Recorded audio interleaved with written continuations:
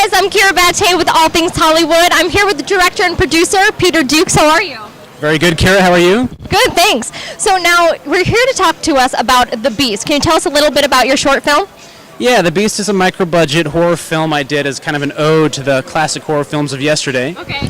So it relies a lot on story and implications and engaging the audience and using imagination and things like that. So it's just a fun little short horror film we did, and it's done well so far. It's been received very well. So now, is this your first film festival at All Things Hollywood? At All Things Hollywood, yes. It'll be my first film screening there, and I hope to come back again soon. It's very exciting so far. And so what was the most difficult part about making your film, The Beast?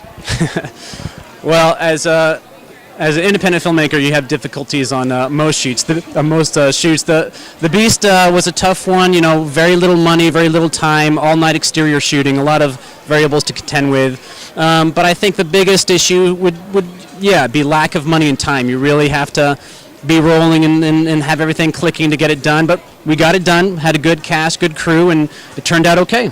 Now, speaking about your cast, who was the star? There were three people in the film. We were lucky enough to get Bill Oberst Jr., who's the current it guy in indie horror. We also had a couple of great guys named Peter and Alexander Labas, real-life father and son. They were terrific. Everyone was terrific. They rolled with all the punches. They came to set prepared. They're really good, and Bill in particular, he's blowing up right now. He's all over the place, and you know, for a guy like him, the sky's the limit. So what was the craziest thing that happened during the whole time you were filming on set? Well, boy, there's too many to list when it comes to The Beast, but it's one of those films that so many things went crazy that for a while there, everyone on set was a PA. Bill was a PA. You don't want to see that happen too much, but just got really crazy. Everyone had to get their hands dirty and get involved, and they did so without complaint, and you know, we rolled through, and we got the footage we needed, and again, it's a super small film. No one's going to mistake it for The Shining or anything like that, but it's been very well received, and it went through its press circuit a few months ago, kind of wrapped that up, and people overall really, really liked what we did, and they're excited to see what we have to do next, and we're happy to get more out there for them to see. What is for them to see next? We got a number of films in development right now. The first coming up is a quirky little horror film called The Naughty Little Reaper. Okay. It's just a story about the Grim Reaper's daughter who has to take over his duties for the night, and chaos ensues.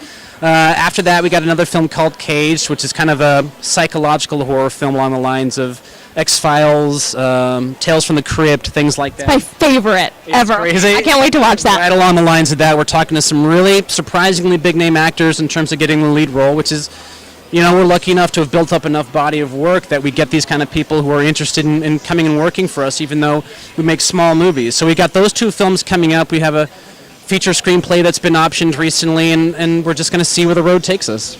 Now, it seems like you've been in the game for quite a while. What other things have you been, like, what else have you done?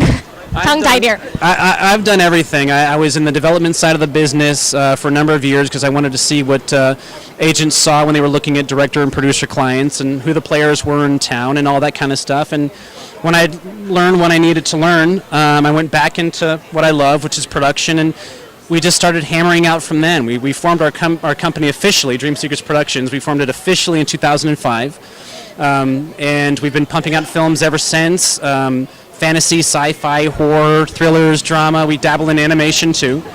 And we've built up a decent following that's growing every day, and so I've kind of done it all, and I expect I'll be doing it all for a long time to come. What's the favorite genre that you've done? I love all sorts of genres, but I think we've shown a particular favor towards horror, to be sure. We have, you know, we've done several horror. We have more horror coming up, but I'd like to explore different things. We've got some comedy coming up, not straight comedy, but like horror comedy. That's new. I like that. Yeah, just mixing things up whenever you can. Always make it interesting.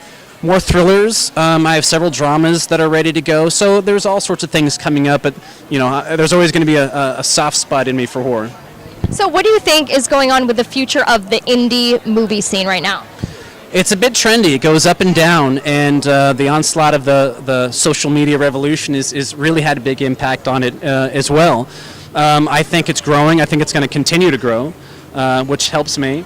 You know, and you know, of course, foreign markets are changing a lot also. I mean, everything's in a big state of flux right now, including the media of film itself with HD and all that kind of stuff. So, you know, I'd say right now indie filmmaking is become more accessible to people. which has its pros and cons, but it's certainly something that we're looking to take advantage of and you know, take it as far as we can. Is there any advice that you could give to indie filmmakers who aspire to be like you?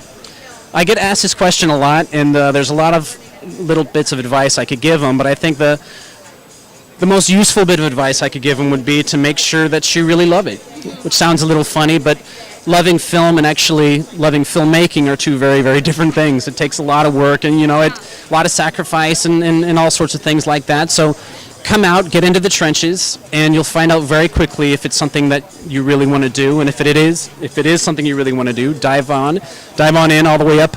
And if it's not something you want to do, cut loose early, you know what I mean, right? You'll know pretty soon. So just make sure you love it and you know, follow your dreams. And so now, where can we see The Beast, and where can we follow your production company and follow you? Well, again, with the social media deal, we've kind of put our company on several different pages. We're on Facebook. We've got a main website. We're on Twitter. We're on YouTube, Vimeo. We're around. And what's your Twitter handle, Facebook handle? For Facebook, it's Dream Seekers Productions. For Twitter, it's Dream Seeker Fans. And if you go to any of our pages, they're all interlinked. You can find links to, you know, in little tabs that'll take you to all the other pages. So, you know, I encourage people to go take a look and see what we do with very small amounts of money and see what we make of it, because it's starting to make a difference and people are taking notice, and we love doing it and we want to keep doing it. So come check out what we do. So go check out what they do. Thanks, guys.